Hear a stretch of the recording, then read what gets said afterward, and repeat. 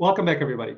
Life is serendipitous, and one of my good friends and somebody who is a guest on the show, Catherine Adams, was kind enough to introduce me to our next guest, Greg Audino, who is an actor or was an actor, and he left that to become a life coach.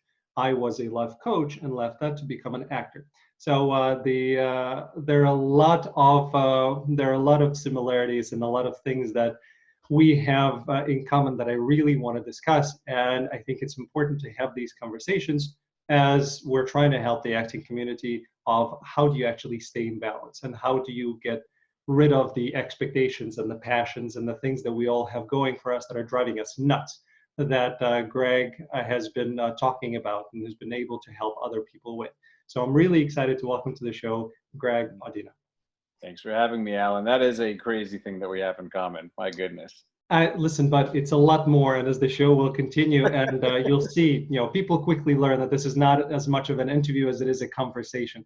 So, we're going to have a lot of intersections. You're talking about counseling, right? You wanted to be a marriage counselor. I have my book on relationships that I wrote that specifically deals with relationship, deals with marriage.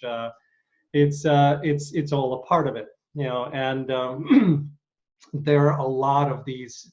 Excuse me, I'm gonna take a little tea right now. Yeah, do your thing. There are a lot of these similarities, and once Kate introduced me to you, I started doing some backgrounds. I'm sure you have as well. And looking at the videos, the first video that came about was dealing with passions and expectations. And at that time, it just hit so close to home, man. This whole idea of not being able to be fulfilled unless you're doing this thing that you're doing. And for me, acting is that thing. And I was going through a time in my life where it wasn't that long ago where I was so incredibly focused on it. And if acting or if the show was not going to work out, I would not be fulfilled, and I was driving myself insane. And thankfully, I got myself out of that. But just listening to you talking about it, I said, "Oh my God, this is a person that absolutely I need to have on the show because I'm dealing with my stuff, and I'm a life coach. I'm a certified life coach, so I'm kind of my own client all the time. But people need to hear this. So let's kick off there. When we're talking about, or when you had your times when you were so locked in on something that if it didn't succeed, you would not be fulfilled, unless it happened. Talk about that feeling, because a lot of the people in the acting community or artists in general have that same feeling, and I know it all too well. Yeah, that is precisely, I think, the moment where I realized that some rebalancing was in order. Yeah. Because at the end of the day, it, when you have balance in your life, you're in a much better place to what can I say? I guess to rebound. There's more resilience because you're not putting all of your identity eggs in one basket, if you will. Yeah. So, the same way that we can have varying levels of attachment in relationships, as I'm sure we can have varying degrees of attachment with anything, including jobs, most certainly with jobs. And, for actors, we're really at risk, because it's this extremely competitive industry, arguably the most competitive. And therefore there's this, if you combine that with this like popular self-help plateau these days of just like grind, give it your everything.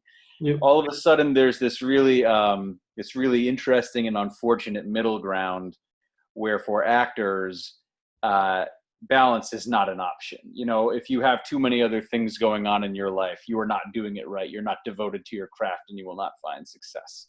Yep. Which is, to the actor and to many people, like an extremely glamorous idea. We see it in films all the time, this humongous sacrifice all for one thing. It's the stuff of Hollywood. So actors are sort of prone to being in that mindset anyway. But it is extremely destructive.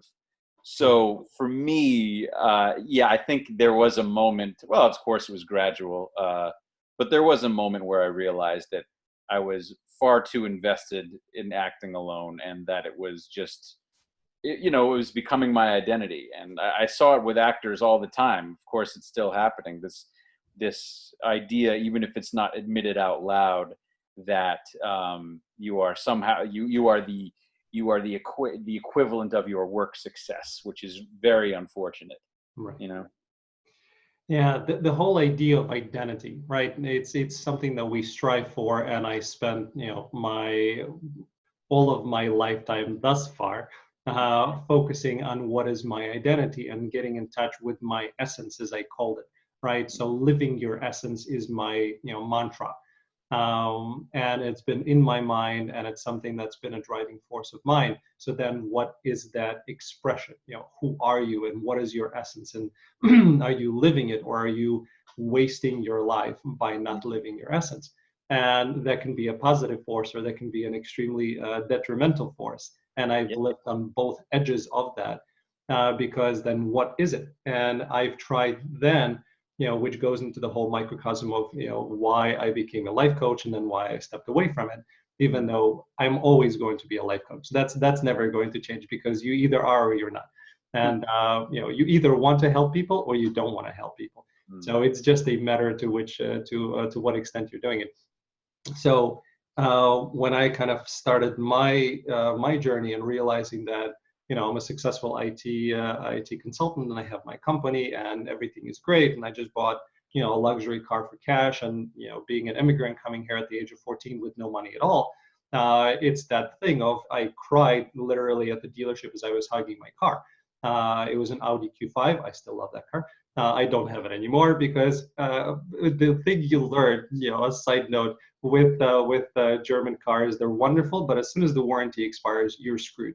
So I'm a big proponent of leasing them, and then going to the next one before the warranty expires.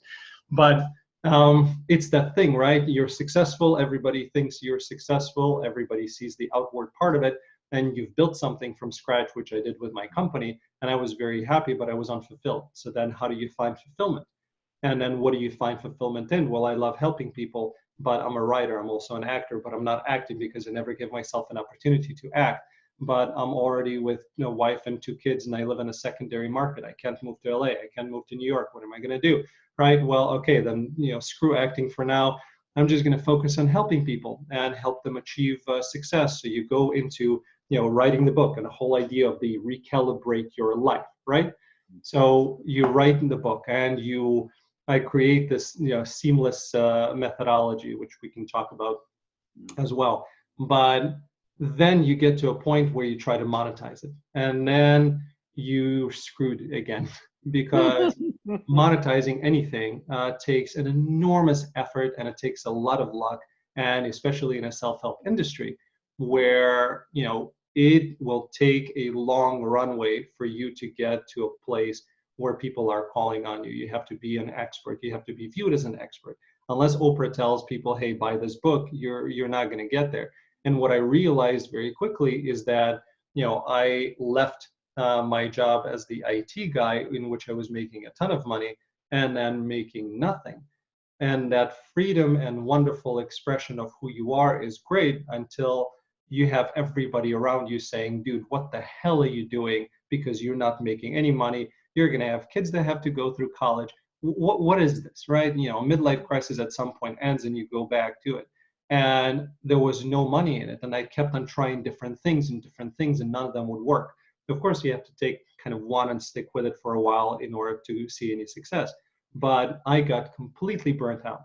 And then crying and feeling myself as a failure, I went back to IT in order to regroup and recoup and kind of re-energize myself. And then through that, I decided, no, I'm going to go to HR instead. But hey, while I'm working downtown, maybe I'll start auditioning. And then the acting thing kicked in. And then for a 2.5 to 3 year ride of me just being focused completely on acting, I found my thing. I'm fulfilled. I'm doing that. But again, acting is a very difficult business, especially in the secondary market, especially, as you can't dedicate your time living in the suburbs where you have to go downtown all the time and be there and breathe it. So it's that thing that continued on and on and on until until quite recently when I said, okay, I am content with where I am and I'm happy and I need to get back to being in balance. And the balance for me is I have my career, I have my IT that pays the bills. I may not love it and it may not be the most fulfilling thing, but in order to keep me sane and have my relationships be in order with my wife, who's been patient with me for 20 years now. And it came to a point, you as the marriage counselor can understand, all of that turbulence got to a point in the relationship where my wife said, dude, another spin through the cycle and we're going to get a divorce because this is not going to work for me. She's very kind of traditional, very, start somewhere, continue working towards it. She's a finance person who rose through an analyst to a CFO. So she is, anti-risk. And my life is nothing but risk. And I have to make that choice. I have to make the choice of, do I do something for my own sanity and to have my family and kids and my wife who I love, or do I continue pursuing these dreams which may never, happen, and more importantly, may never find fulfillment in, and then I get to a very, potentially destructive outcome. So I said, okay, right? I love my show. This is my outlet. I'm still going to do some acting. I'm not going to be pursuing it full-time crazy like I did before. And I'm still going to have that. I still have my writing that I'm doing. I'm still going to help people, but I have a foundation and everything around it is going to be just around it as opposed to being the focus of it.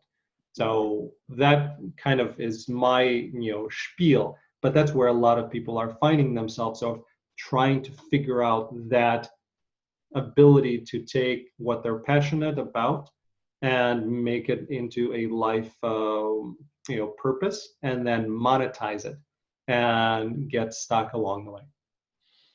Yeah, that's a great story, and I appreciate the fact that you were able to that you chose to maintain your relationships in the midst of all of this. You know what I mean? Obviously, being 20 years into marriage, I would think that one would be more apt to looking after their relationships, but not everybody would. But yeah, I mean, there are so many actors who I think unknowingly sacrifice huge amounts of their relationships, and just any other area in which in their lives in which they could derive value. So yeah, I think this hybrid approach that you've chosen is, again, it's like, for some reason, it can be frowned upon, but it shouldn't be. It's a sign of a more whole individual. Right. So to me, I mean, I really enjoy that choice, and I enjoy like the communication between you and your wife about, how she was able to both support you but express her needs, which was, is a sign of a really healthy relationship, having that level of honesty and communication. So I think that's all wonderful. I really enjoy that story. Thank you. Communication is key. It's in our relationship, and again, as a life coach and as a friend, I tell people all the time, without open and honest communication, and it seems cliche, but you're not going to get anywhere. Because, if people can't openly and honestly talk to each other, and it's not just the talking, and again, we can use an acting simile for this, as in any scene, right? It's not about you giving, you're also receiving. So being able to receive openly and take that in and let it affect you, you can have it. So just because my wife is telling me that she's unhappy, if I'm only going to look at my perspective and say, screw you, you're ruining my dream, I'm an actor, I need to do this, then you have no recourse and you have no understanding. Right. But me being able to kind of, let the ego,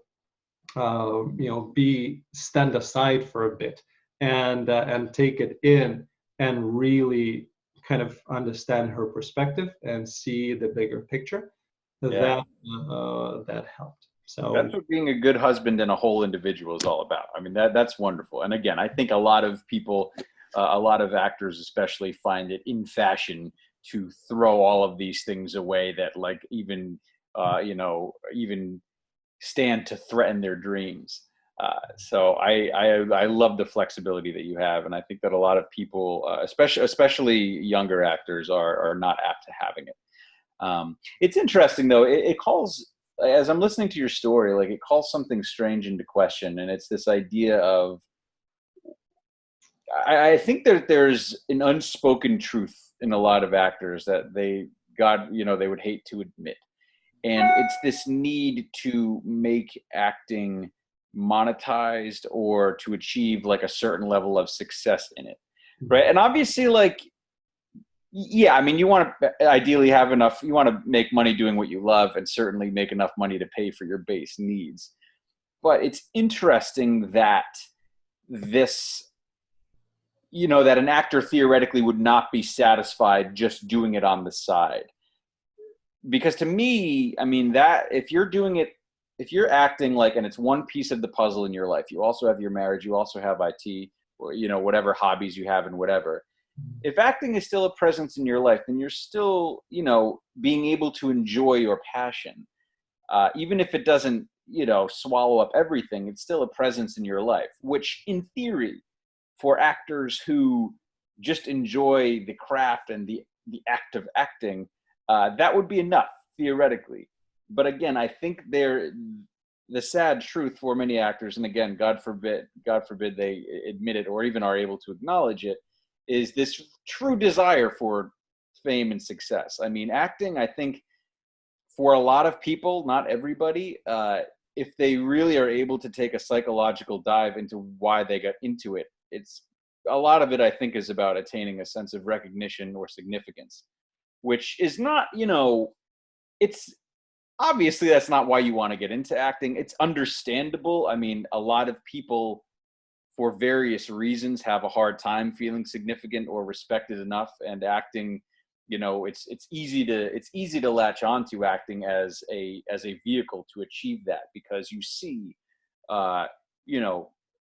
so much emphasis goes into these people, these celebrities for one reason or another, whether it's an actor who just, is delivering an Oscar speech after a terrific performance, or if it's just a reality show following them around while they do nothing. This idea of celebrity is just, it's fetishized so much that it's so easy for somebody to equate that lifestyle to, this makes me significant, this makes people care about me more.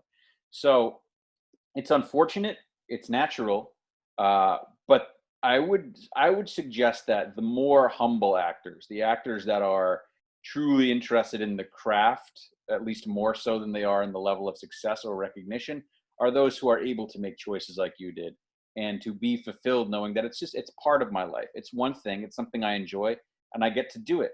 And that's fine with me, as opposed to needing to take everything away and only being satisfied if acting is, a financially or socially successful venture. Yeah, it really gets kind of deep, right? So as I was analyzing what were my driving factors for acting being it, it's again living your essence, right? If my essence is an actor and I'm not living it fully, then you're not going to be fulfilled, or you're not going to be successful, and you're not living your purpose, right? So there's the existential kind of aspect to it. Yeah. Then there's also the all of the artists. I think at heart we all want to be appreciated, loved, and understood. So if you are not doing it, at a certain extent where it becomes more of your regular, profession, then that could equate with not getting that understanding, or not getting that love and appreciation for that, or for yourself. And then finally, the kind of, it's, for me, wasn't necessarily the fame aspect, although it had elements too, which I'll come to in a second. But it had the aspect of, if I'm working a full-time job and I just got an agent and I have an audition that I need to go to, it's that huge pressure and the feeling that I'm failing at both, when I cannot take off and feel good about the audition and have proper prep because I have my job. So it's either that I am doing something bad for my job, or I'm not living my dream and that thing was not working. So the hybrid approach works well when you're able to have enough flexibility in it, which is the reason why I started a business as opposed to work for somebody, because it gives me enough flexibility within my hours where I can go and do an audition and I can feel good about that while still maintaining it. And I am not at the point where I've reached a level where everything is nice and comfortable. COVID certainly has a lot to do with that, because a lot of the clients just fell victim to it. But that's kind of the hybrid issue. And then the fame aspect, and again, this is where the life coach in me comes in, is the whole idea of recalibrating your life, of taking something that you were doing and then midstream changing it, becoming successful at something else, writing a book and speaking and helping people do the same. So it's not the fame aspect, but it's the achievement and gaining a platform so you can help others. Yeah. So that's kind of all of these elements that go into it. So as actors, as you're viewing this, we know, Greg knows because he's done a lot more in acting than I have.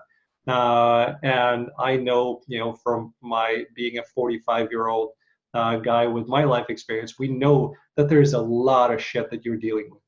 And the idea of balance and idea of fulfillment and idea of being an actor and finding all of that within is something that hopefully by watching, you're going to be able to get something from and find that balance and find that peace, because the feeling of peace was missing for a long time in my life.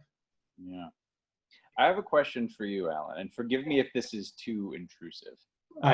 Nothing is. So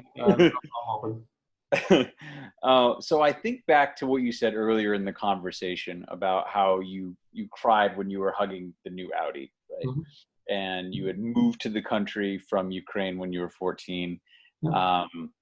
So I would think, and again, this is me maybe assuming, but I would think that for a lot of people immigrating to the United States, like the Audi and the successful job, it's not so much about the car as it is about this, like, I have achieved this American dream. I've broken through all odds. And this wonderful car is a symbol of that. So it's not that you are like, super passionate about Audis specifically, but more this idea of like, overcoming these odds. So it serves as a symbol. Mm-hmm. And I wonder if you feel as though, if that's valid, what I just said, I wonder if you feel as though acting is an extension of the same thing or if it's totally separate. There's an element to it, certainly. The car was a symbol, right? I would have cried just as much if it was a Lexus or a BMW or a Mercedes, and none of these are my sponsors on the show, so free ads. I do love Audis, by the way, so that's just a genuine feeling. Yeah, they're good looking. Yeah, it's a symbol of being able to make it, right? My parents were 52 when they came to this country with $300 in their pockets. So that great big pressure of we came here for you to succeed in the new country, and then being able to kind of struggle through because you wanted to be a professional hockey player, I wanted to be a professional tennis player. Another parallel between us. And not achieving that, and then deciding what you want to do with your life when early on I always wanted to be an actor, and my parents said specifically, you're not going to be an actor, we're not going to let you go to college for being an actor. Yeah. So trying to figure out what that is, right? Figuring out, what I can do, going into IT just for the money because I was a recruiter, and finding that this is where people make money, and I might as well make money at something. So always kind of starting off, instead of doing what you really want to do, doing it strictly for the money. I found the money, but never found fulfillment. So to answer your question, the acting is more of a kind of a life, life purpose driven endeavor. I always wanted to be an actor since I was a kid. I did acting. I never got a chance to do acting, and it was that feeling of I will only be fulfilled if I get a chance to do what I never got a chance to do that I thought I was going to be doing with my life, and it's that. So, and I love acting. I still do. I still love the process, and the the great part of doing the show is the ability to speak to actors and really kind of dig in there and talk about the craft. And the love of acting is the genuine part of it. And I hope people who are watching this understand it, that it all comes from a genuine place because I love it. The fact that me making the decision that likely in this life I am not going to be a full-time actor and being okay with that took years and an evolution. And actually the kind of the last part of it was where I come in the self-help world is from a spirituality perspective. So it's the spirituality practicalized, if you will. Yeah. And speaking to somebody who is a channel, and speaking to my spirit guides, who basically said, look, you're as intuitive as you are and as kind of as tuned in as I am feeling the acting part, but what I'm feeling is not this lifetime. What I'm feeling is another lifetime in which I am a full-time actor. And all of that thing is kind of, because it's hard to distinguish, what is it that I'm sensing. And for those of you who follow spirituality, understand that time is not linear. Everything is happening all at once right now. So all of these lifetimes you can feel, in the past and the future, if you will. So I'm feeling a lifetime in the future where acting is my profession, where I am a full-time actor. I did it as a, started as a child and became famous during it. So I'm feeling that I'm drawn to it, and I think it's this lifetime. So when the guides clarified it of saying, in this lifetime, it'll be a part of it. Acting will be a part of who you are, but that's not your full-time endeavor. That's a different lifetime. As soon as I heard that, everything kind of dropped, and I started to get back to balance. People may be listening to it thinking it's a crock of shit, but crock of shit worked. There you go. So whatever you believe or do not believe, if something works and it gives you a practical application in your life, then use it. And for me, it's spirituality, which I do believe in. All of those things that happen. So I love it. Okay. So let's again kind of we spend a lot of time on me, and I want to spend more time. I like hearing about other people. That makes me a bad interview guest, I think. I'm sorry. No, it makes you a great life coach, because both of us wanna help other people. I just love talking about myself. I know that, and don't we all? That may never change. In terms of kind of your transition, right? So you became passionate about acting. I know you've mentioned that kind of watching Heath Ledger, made you. You have it? All right, let's see it. There you go. Okay. Yeah. Right on cue. Yep. Yeah. So you became passionate about being an actor, and then you kind of over time, as you became pretty successful at it, you did recurring on Westworld, which was cool. You felt yourself getting kind of out of balance, and then you went into the life coaching part. Can you dive a little bit more into that? And for those actors who are feeling unfulfilled being a full-time actor, maybe it's something that can be helpful to them. Yeah. So would you like me to talk about why I decided to make that change, or how I did it? Both. Why first, and then how would be great. Okay. Well, this is a nice long story, so this gives me a chance to talk more about myself. Good. So I think, there was always this sort of underlying urge to be of service to people. I actually, like I said, I wanted to be or like I think you saw, I wanted to be a marriage counselor before I wanted to be an actor. And then I went through this phase. I wanted to be a motivational speaker as well. And then I found acting, and it was all systems go. Yeah. So the thing is, so I was acting, I was doing it full time. I was very happy to be doing it. Of course I was never satisfied. Like I got, like the Westworld role, for example, like a month before getting it, it would have been like a dream come true. And then the second I was done shooting, I was like, all right, when's the next one? This insatiability. So anyway, I got to the point where I was always looking to do something for other people, mostly because like I am an extremely fortunate person. Like I just had so many blessings. It's inconceivable, really. Um, and with acting, I found that everything was about me. Everything I was doing was for me, which again is a very natural groove for actors to fall into because it is so competitive. It's very easy to develop this mindset of scarcity. Like you have to put everything you have into this, and maybe you might get a crumb. So I think there was always that urge to sort of send the elevator back down somehow. And it was just sort of living beneath me. And it started to get unlocked in 2014 when I went through this very difficult breakup with my ex-girlfriend. And in that time, of recovery, I think I was reassessing all my priorities. I was, what is acting doing to my relationships? How much sacrifice is really worth it? I also, in that time, I was reaching out to people, but it got to, for help, but it got to a point where I just felt like a nuisance reaching out to like those close to me. So I sort of started to be reminded, I guess I would say, of the value there is in having somebody who would support you no matter what, someone who would listen to you. And I was sort of sitting on that thought.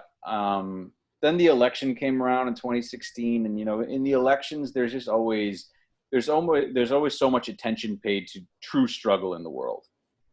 So I think I was then reminded of like how many people really are struggling, and how many people need help in one way or another. And as I was sort of trying to help myself for those years, one of the theories that I came across in my reading was this, this philosophy that a great way of helping yourself is to help other people. To sort of take emphasis off of your own struggles and be of service to people. Because that's something that will never. There's always going to be people that you can help. It's such a true and honest thing you can do with your time.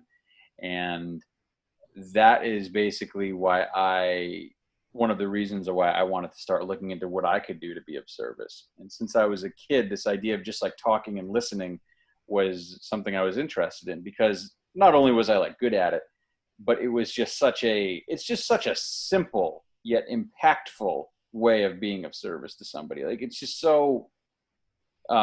it's so easy, if you will, yet so important. So in that time, I decided to look into life coaching.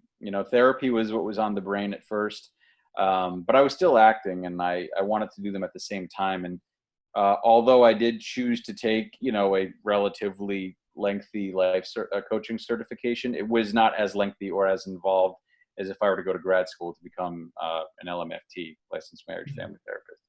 So I chose to do life coaching. I figured I can take the classes and I can book clients alongside acting work. And so, yeah, I was not afraid of integrating this balance. It felt like it was really necessary. And admittedly, like it took a very difficult situation for me to realize that, which is sort of necessary for a lot of people. Right. Serious events usually provoke big change rather than just like, just gradually thinking about it.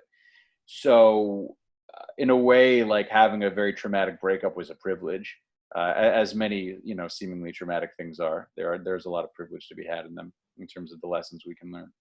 But yeah, so at that time, I started to do coaching on the side. I was creating videos, sort of combining my skills where I would just, I was on camera and I was just breaking down different, common life struggles in ways that I thought were sort of unique yet still impactful. And yeah, over time, I think as I questioned acting more and I sort of gained more and more fulfillment by what I was able to do for other people, acting just became of less interest to me. And, I don't regret spending my time as an actor at all. I got to live a whole lifetime in that, that period of 6 or so years. But it's funny. I think upon reflection, I realized that it was all sort of bred of the same thing, which is this curiosity about humans and understanding why they work the way they do. Because even when I started acting in college, I was so into like method acting, like very serious, just like embodying my characters. And I would do all this freaky shit to get into character, that I thought was, so noble, and I thoroughly enjoyed it. But underneath all of it was this desire to like truly get people, like, why do they do these things? Yeah.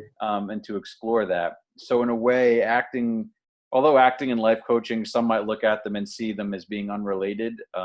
In this way, they were bonded for me. So it's this, in a way, acting was a very crucial stepping stone into, I think, what it is to now be in a position where I am, I would say more involved with like understanding humans and, and helping them as well. So yeah, that's my answer for that. I agree with you. There is a direct relationship between acting and life coaching, because it really, in order to be a good actor, you have to understand your character. You have to understand their motivations. You have to understand where they're going. You have to understand how they relate to others. So it's it basically kind of became, you didn't go to grad school, but you certainly did 6 or 7 years of intense study in in human psychology and relationships. So same for me, right? Before getting my life coaching certification, I thought, why not get a master's in psychology? And then I quickly went to realize that master's in psychology, while I can get it, it's going to be extremely expensive. And having a master's in psychology is not going to get me any more clients than being a life coach. And I'll probably make just as much money, but without having all of that debt. And then I'll have to get a PhD in psychology before anything really happens. And then I thought about the whole education system and how ridiculous it is that you have to spend, enormous amount of money to get a degree on something that will never, make you enough money to actually pay things off. Which took me on a whole tangent on how to change the education system, which I'm still, deciding. But it has to be, in my opinion, at least it has to be an ROI-based thing, right? If you're going to be an educator, you can't be spending $50,000 a year, and get into real high six-figure, debt by the time you return if you're going to be making $40,000 a year. It's just that it's not fair. It doesn't make sense, and it discourages people from actually pursuing something that they may be passionate about, and we need more of them in the world. So anyway, so I went into life coaching, and I got my my life coach certification was 6 months, and then I could have continued with other stuff, but 6 months, kind of I got what I wanted. I don't know how yours was, but the thing that drove me nuts, and I want to ask you about this, is when I see a problem, if the other person is talking and I see a problem, I want to help them fix it. It's the natural inclination of, here's how you fix it, here's what you can do about it, right? I come again from tennis, from sports, and you have a coach, and the coach says, okay, this is where you're doing wrong. In the tennis, this is where your swing is. You have to drop things down. You have to follow through. So you identify a problem, you create a fix, and then you help the person by keeping them accountable and giving them feedback. That's not what life coaching is, and it drove me freaking nuts. So did you experience the same thing when your trainer was basically saying, right, and how do you feel about that? Like, how do you feel about that? I know how to fix it, and you can talk about it, and just that drove. Yeah, that's a good question. And I think a lot of people equate like life coaching or therapy even to this idea of like just telling people what to do. And now like I work as an advice columnist, which you would still think is like tell people what to do, but I don't. I give people good questions they can ask for themselves to sort of come to the answers for themselves. But did I have a problem with that? I actually don't think I had a huge problem with that. I was just so into learning about it, and I was so at the mercy of like, I really want to figure out how to do this right. I will say though, that I think I have had a natural problem with it just being a man. And this is an interesting thing. I'm sure you've kind of come across this with relationship studies, but a lot of men are typically wired. Maybe you could say it's because of like typically, having a lot of coaches if we engage in sports, but we are typically wired to be problem solvers and immediately look for solutions and feedback. Mhm. Whereas, again, that's a generalization. And another generalization is that women, on the other hand, Yep. are if they come to their significant other, a man with a problem, they are more seeking to be heard and listened to. Whereas men are really quick to say, like, all right, we'll just do this about it. That's fine. So it's this weird disconnect. And I think that, so just being a man, in my daily life, I had to do some learning about when a woman or a man or whomever was coming to me with an issue, when to know that they needed somebody to listen to them and to support them versus when they were specifically asking for my ideas as to how they could improve that situation. Yep. So I didn't struggle with it too much while I was studying, but I think just in daily life, just in navigating my own relationships, it's becoming less of a struggle. It's something I'm really conscious of, but the natural tendency is to just immediately start looking for answers. Yeah. Yeah. I'm still struggling with that because again, and this is partially the ego speaking, but I read people well, and the whole being intuitive and empathic allows me to kind of get an even deeper understanding of what's going on, and thinking that you can really help and wanting to help kind of makes it somewhat of a sometimes frustrating experience where in order for the real change to happen, the person needs to get there themselves. You can't force things, even though you know what needs to be done. It's not your job to tell them what needs to get done. And I've struggled with that because, again, is this a coach or is this somebody who's just asking you questions back? The whole idea of what a coach is, had to be revisited. But with men and women, I completely understand. I keep on telling my wife, and I'm educating her. I said, men are single-threaded, right? There is, we can be deep, and we can definitely go within ourselves. And I'm an example of that. I go all over the board, and I talk about all sorts of things. But for the most part, kind of the main programming, it's single-threaded. You ask me to do something, I'm going to go do that. You ask me to, you ask a question, I'm going to answer it. And I don't have a lot of thinking behind that of, I'm going to answer this question in this way because it'll lead to this. And there's no kind of, some men obviously are different, and I'm generalizing, but I think for the most part, we're not in the really thought out manipulative stage of there is a thought behind the thought behind the thought. It's you ask the question, I give you the answer. That's it. Yeah. Right? It's as easy. And it took a while for my wife to adjust because she says, well, you're saying this because you were thinking. No, I'm not. I'm not thinking anything else. You asked the question, I give you the answer. As simple as that. Yeah. So, Sorry, go ahead. I was just going to finish saying that with my wife, the way that I've learned, if she's really asking me a question versus just wants to be heard, is if she's getting straight to the point, and she says, kind of, what do I do here? As opposed to really kind of going around in circles and kind of talking things out, then I know, okay, I need to shut up and just be there and to help if she asks the question. But if that's a great discovery for you to make as a husband. It's the interesting thing is, again, my wife and I in many ways are similar and in many ways diametrically different. So it's finding where that thing is, and that's the interesting part of relationships, because we're usually put in relationships with people or long-term relationships because both need to learn something from each other. My wife really needed to learn how to take things easy and how to let things go and how to not worry and how to just be much more chill, which is my default.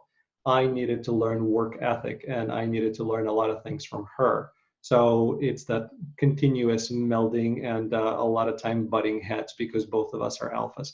So it's an interesting thing. And again, this book, which I'm not advocating everybody to buy. I'm happy to include a free PDF on my website for it, but this book really deals a lot with that.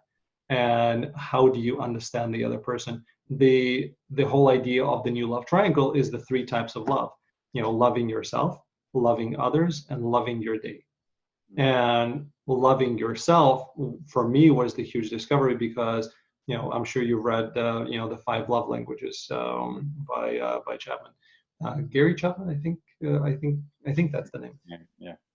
Um, um, and thankfully, my wife found the book early in our relationships, and we saw immediately that, again, diametrically opposed. I'm the huggy, feely, touchy guy, and I need to hear it. And my wife is, what have you done for me lately?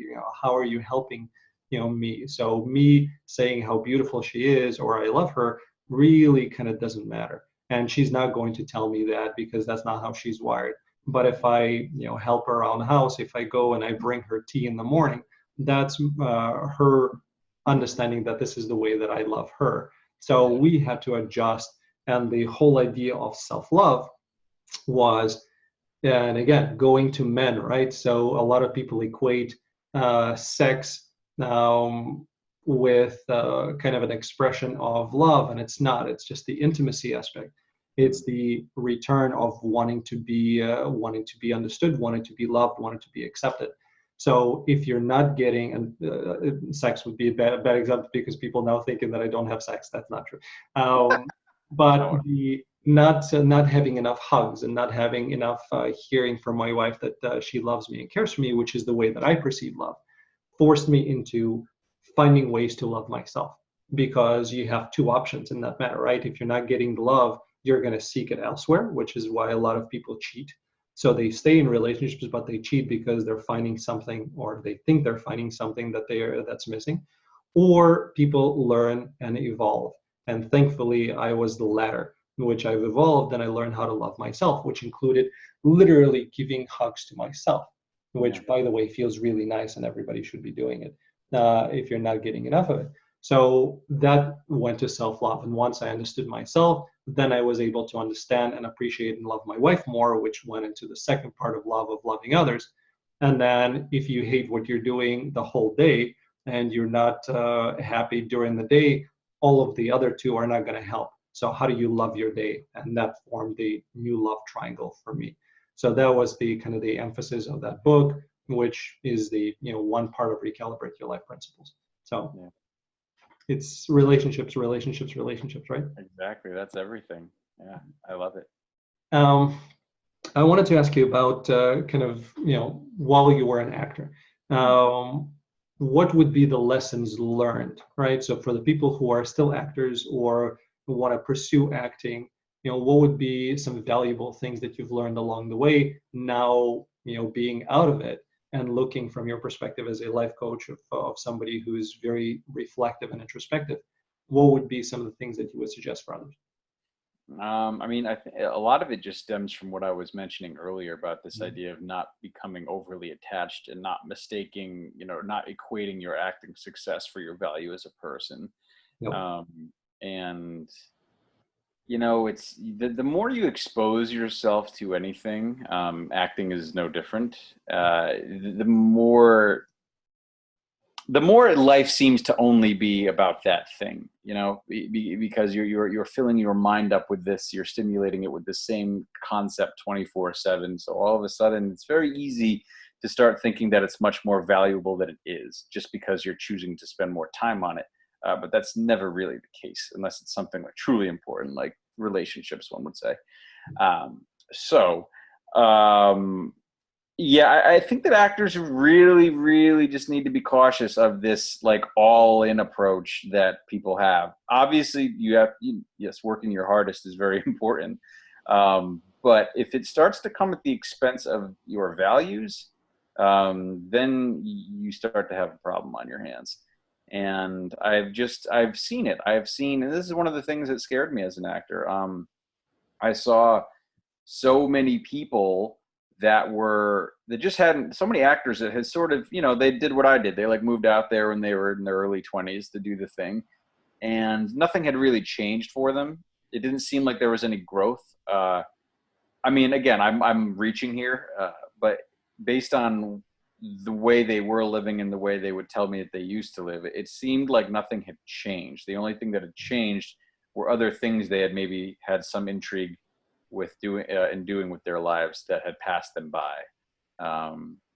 Like starting families, or maybe spending more times with loved ones that ended up dying. So things like that. It's just very easy to get so addicted to the acting lifestyle that other things that are very important pass you by.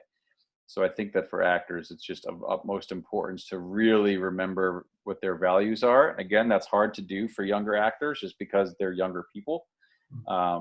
But I think it's crucial for everybody, not just actors, to really maintain a stronghold on like what those values are, and just taking a good hard look at the way they spend their time and seeing if their values are at least somehow or at least not being put down, if you will. Like, you'd theoretically want to have your values supported at least a little bit in all of the things you choose to do. So that would probably be, at least from like a spiritual, emotional aspect, that would probably be my best advice to actors, is to just not be so incredibly attached to it, because there's just so much more to life. It's outrageous. Yeah, and for those actors who are listening, who are thinking, okay, that's a bunch of bull, look at Richard Gere, look at a lot of incredibly successful actors who've been doing this for years, and all of them are saying the same thing. You can look at, oh my God, her name escapes me. How could it? The most award-winning actress of our time. Meryl Streep. Thank you, Meryl Streep. Well, if you're watching this, my sincere apologies. I'm sure Meryl's watching. Yeah, I'm sure she's highly offended. Why not, Meryl? Why wouldn't you be watching this? Isn't this a fascinating conversation? I don't really mean this facetiously either. So, but Meryl Streep is another one, right? So Meryl says that she can only work, a certain number of months, and it's less than a half a year as an actress, and she has to get out, right? Yeah. Here says, acting is what I do. I love it, but I have many other interests. So, if you want to be a successful actor, if you want to be in this industry for a long time, this cannot be your only thing. Yeah. So I completely agree with Greg on that, and look to other examples, not just us talking about it.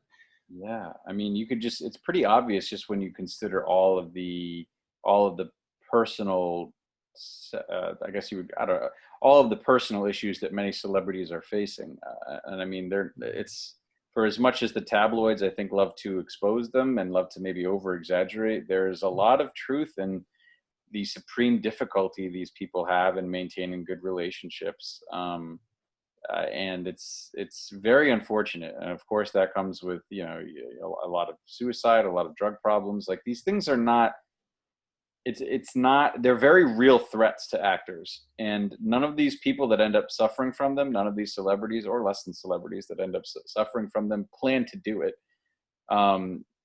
So these threats are real for everybody, and actors really need to take them seriously. Like, in a way, it's sort of like an archetype that nobody wants to talk about. Like, actors tend to like have bad marriages and drug problems. Like, everybody knows like the whole like actors snorting cocaine kind of, like, I don't know if you want to call it a joke, but like stereotype, I guess you would call it.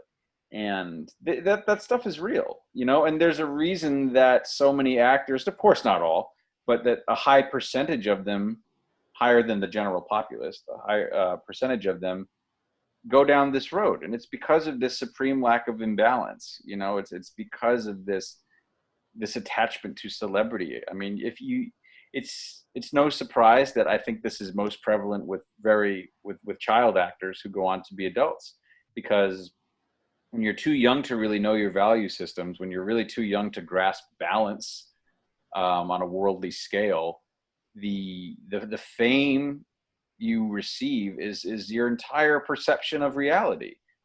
So when that's taken away as an adult and you're not as cute anymore, I mean, everything goes into question. Nothing makes sense anymore. So I mean, child actors are a really good example because they don't have the tools to understand that so much. Like, some of them escape it pretty well. Like Mara Wilson is a good example from Matilda.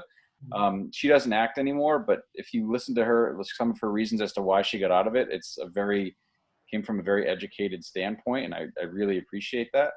But some actors are not so lucky. So the advantage that adult actors, even in their early 20s, have, is that they do have those tools. Obviously, they're not as fully developed as they maybe will be once they become 30 or 40, but they're a lot more developed than if they were 5 or 10.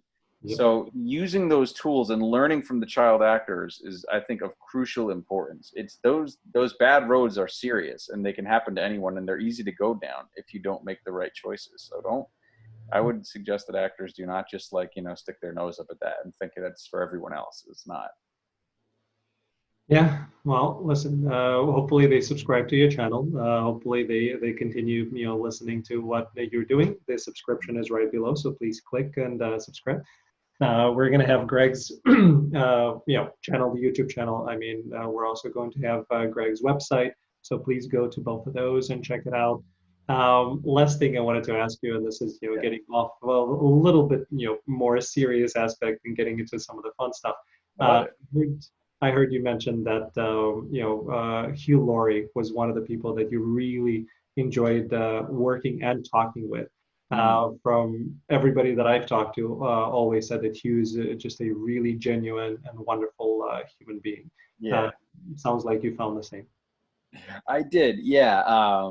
So of all the celebrity interactions that I had, my interaction with Hugh Laurie was the best one.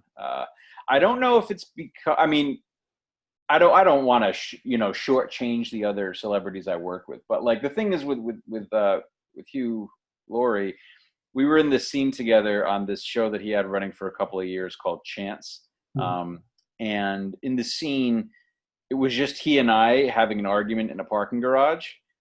So there were no extras. This garage was pretty tight, so there wasn't a lot of crew in there. The show wasn't it was pretty new, and it never really turned out to be a huge success. So it's not it was just a pretty small operation for a network show, and it was very intimate. And I think because of the lack of distraction and because of the few, the limited amount of people in there, we just had a better opportunity to have a lot of just good in-depth conversation.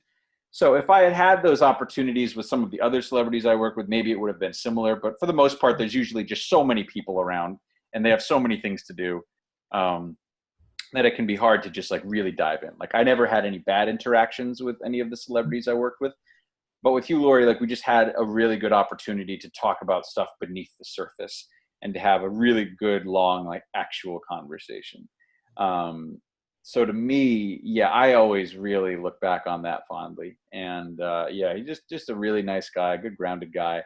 And I revel in saying that because I know it's such a good, for all the Hugh Laurie fans I know it's such a good feeling to find out that you are a celebrity, the celebrity you like most is actually a good dude.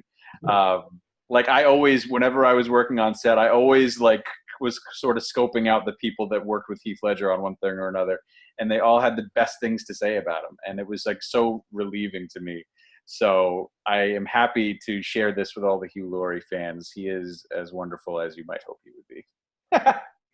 Yeah, I'm certainly one of those fans. And Hugh, if you're listening, I invited you to the show already. I'm going to continue inviting you. You're one of the people I would love to talk to. Yeah, but it's great. And the interesting thing is, and again, talking to people, I think you're the 60th person that I'm talking to on the show. Nice, Alan. Congratulations. Thank you, appreciate it. I feel good. Starting in May 20th and doing this, it feels pretty good. And I haven't heard on camera or kind of off camera when we're done recording. I haven't heard any horror stories about people that they've been working with that have not been good. I think it's been, overwhelmingly on the opposite side. I've heard some things that we're not going to be sharing about some actors and the way that they work, but talking like Paul Giamatti, right? I'm a big fan of Paul Giamatti, right. And I've interviewed 3 people from Billions, and I want to have everybody on from Billions because it's one of my favorite shows ever. But Paul Giamatti, people say just how genuine and how good a guy he is. Same thing with Damian Lewis. So people on the West Wing, which is and by the way, this is the West Wing reference. On Psych, they have a pineapple in every show. or at least a reference to it. With me, it's The West Wing because it's my number one, favorite show ever in terms of TV dramas. So, talking about all of the kind of guys and girls on that show, everybody was great to work with, Martin Sheen and such. So I haven't heard anything about the celebrities, and what I've heard is kind of the top, echelon. That they're really genuine and nice. The kind of in between guys are the ones that you hear a lot of negative stuff about, and then the up and comers are, kind of nice overall. So you have those three of those who really want it and they're, kind of want to work with everybody and just be open to it. Those who almost got there or didn't quite get there and they're not as good. And then the upper echelon guys are just nice. And so I don't know. That's what I've been seeing so far. We'll see if that changes. Yeah, I've heard that too. Again, like I hesitate to generalize too much. I'm sure there are obviously outliers in each category. But you would think that it's easier to live in gratitude when all of these things have happened for you. You'd think. Right. Yeah. But I mean, it's definitely. It definitely depends on the person. I don't know. I haven't had any bad interactions, like I said, and I mean, I'm sure maybe part of the reason you haven't heard much is because people don't want to like expose their, Right. But I would say that like even the people who do have legitimate stories about bad interactions with A-listers or B, C, or D-listers is Right. that everyone has a bad day, and a lot of celebrities are under like it's just a weird sort of pressure, a weird sort of perception of reality that could make somebody irritable or make someone irritable under unusual circumstances. So Right. I don't know. I would tend to lean that way. I also think, for what it's worth, I think that a lot of celebrities especially would be more apt to being kinder with people they're working with. Because there's like a sense of like, we're in this together. Like you're like a serious, you're serious about your profession. Mhm. Whereas like if somebody's just like jumping on their table in the middle of dinner to get an autograph, that warrants more of like a more aggressive reaction. So I would say that for industry professionals, we like that are on set with these people, it's more likely that we'd have a good interaction. Mhm. But again, that's a generalization too. That's true. I only met Terry Crews kind of outside of the business, if you will, He's and funny. he was wonderful and genuine. And it was actually a really good lesson for me because I didn't want to bug him when we're sitting next to each other at in Orlando, the Harry Potter world. We were sitting. He was there with his family. I was there with mine. And my son, this was a number of years ago. My son was young. He wanted an autograph. I'm like, let's not bother Terry. Let's not go there. But he wanted one, so I said, okay, let's try. So I went with my son to Terry, and I said, Mr. Cruz, I apologize. Would you be open to kind of signing something or taking a photo? And he said, listen, I appreciate you coming over, but I'm with my family. I hope you understand. I said, of course. He extended his hand. He shook my hand. Kind of eye contact. So it's really genuine guy, but it was a great lesson of saying, okay, he's with his family. We really respect that. And I really appreciate it. And I hope, Absolutely. take something away from that as well. Yeah, that's wonderful. But you know what? Somebody who's not as level-headed as you, Alan, might like totally turn that. Oh, he's a prick. He didn't even have just a second to write the autograph. He had a second to say no, but he couldn't write it. You know what I mean?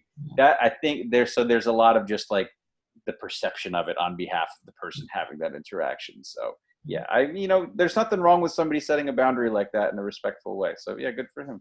Yeah, it was good for him. So yeah. All right. Well, listen, it's a pleasure talking to you, and it's a pleasure to have you listen to to me. I know that that's a part of what makes you you, and I appreciate it.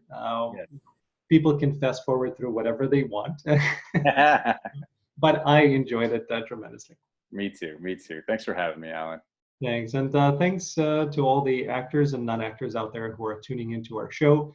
I hope you got as much out of it as I did. And ask questions, put comments right below here.